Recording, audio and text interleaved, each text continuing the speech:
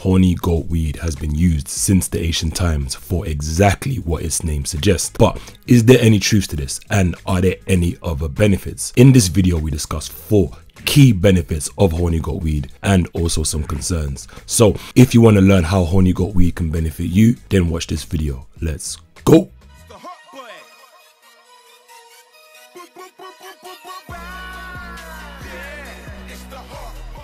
The scientific name of horny goat weed is epimedium, but how horny goat weed gets its name is pretty interesting. Legend has it that its name comes from goat herders seeing the herds of goats acting extremely strange. This strange behavior was actually the goats feeling frisky or horny after grazing on a specific patch of plants, and these patches of plants was actually epimedium, and that's exactly how the name came to be. It was named after this phenomenon. How true the story is, this can be questioned, but one thing's for sure is that the effects of this plant has been known for thousands of years. Horny goat weed originates from Western and Eastern Asia and the Mediterranean, and interestingly enough, some historic text states that this has been a fixture in traditional Chinese medicine for up to 2,000 years. Nowadays it's exploding in popularity. Thousands of people are googling horny goat weed with words such as testosterone, erectile dysfunction, Viagra, sexual health, menopause, and much more. But this popularity has also led to an overwhelming amount of new products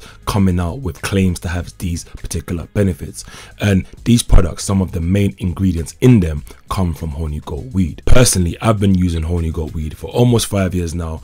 I think it's a very serious herb that both men and women should look into having in their herb compartment. So without further ado, let's get into the 4 key benefits. The first benefit of horny goat weed is exactly what its name suggests. These benefits seem to be both beneficial for men and women, but it's more than just its libido benefits. It goes down to sexual health as a whole. ED is seen as an age-related problem with a prevalence of around 18% in men older than 40. But also, research suggests that ED affects 8% of males aged between 20 to 29, and these numbers are actually rising. Horny goat weed has been traditionally used to help with libido and aid erectile function. These rising numbers are something we need to be mindful of, and I'm actually thinking to do a what I would do if series on ED, and if that's something you want to see, comment down below and let me know. Going back to horny goat weed has been traditionally used to increase libido and aid erectile function, and although clinical trials are somewhat lacking, there is still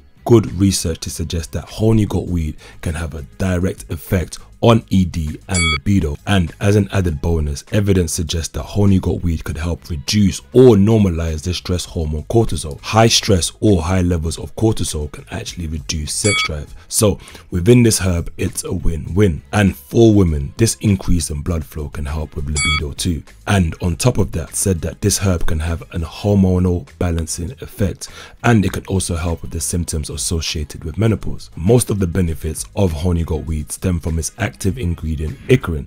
Icarin is actually unique to horny goat weed, and a lot of benefits are being associated to it. The second benefit of horny goat weed is its hormonal benefits. Some very early research suggests that horny goat weed may have an effect on testosterone in men, and this has been observed in a study done on mice. In the study, after administering horny goat weed extracts, there was shown to be an increase in testosterone and a reduce or decrease in cortisol. Cortisol is the stress hormone that we spoke about earlier. But it's worth noting that this study was of course done on animals, and it was also done with high doses. It's hard to say if the same effect will be observed in humans, but there are people online who speak about their own personal experiences and its effects personally on testosterone. Me personally, I really do believe that this plant does something for men, and for men I can attest to myself, but for women also, as the research suggests. And also, modern science doesn't fully understand horny goat weed yet.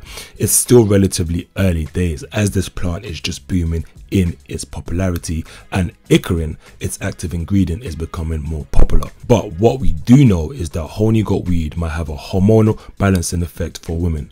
In one clinical trial of 90 pre-menopausal women, an extract of horny goat weed increased estrogen and lowered blood cholesterol. This is pretty positive stuff. The third benefit of horny goat weed is its performance benefits. Horny goat weed has been shown to have a natural boosting effect on nitric oxide. Nitric oxide essentially helps blood go exactly where you want it and when you want it to go there, and thus nitric oxide is beneficial for many bodily processes. For starters, nitric oxide is very important during arousal, as blood flow is essentially what powers your erection. But blood flow also helps with brain health, energy, memories, and some of these are key things that horny goat weed is somewhat linked to. But remember, everything that increases blood flow not only boosts your own sexual function, but it can support muscle growth and recovery. Key things for us gym heads, and one of the reasons why I personally use horny goat weed. And also another performance benefit was shown in another study. Early research suggests that icarin, the active ingredient in horny goat weed, could potentially support stamina and performance in men. Personally, I use horny goat weed in my gym power herbal shakes, recipes coming soon, and I combine it with other herbs. The fourth benefit of horny goat weed are some of its compounds.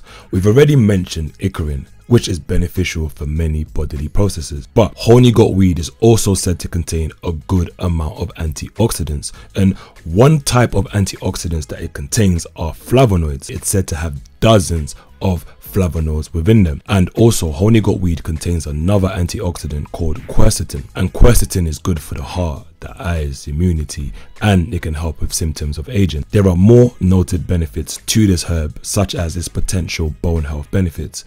But what are its drawbacks? What are its downsides? Well, for one, there is a lack of human studies, and this tells us there won't be that much information about its dose or its potential long-term use and its effects on the body. Some people have actually reported issues like stomach cramps, stomach upsets, nosebleeds, nausea whilst taking horny goat weed.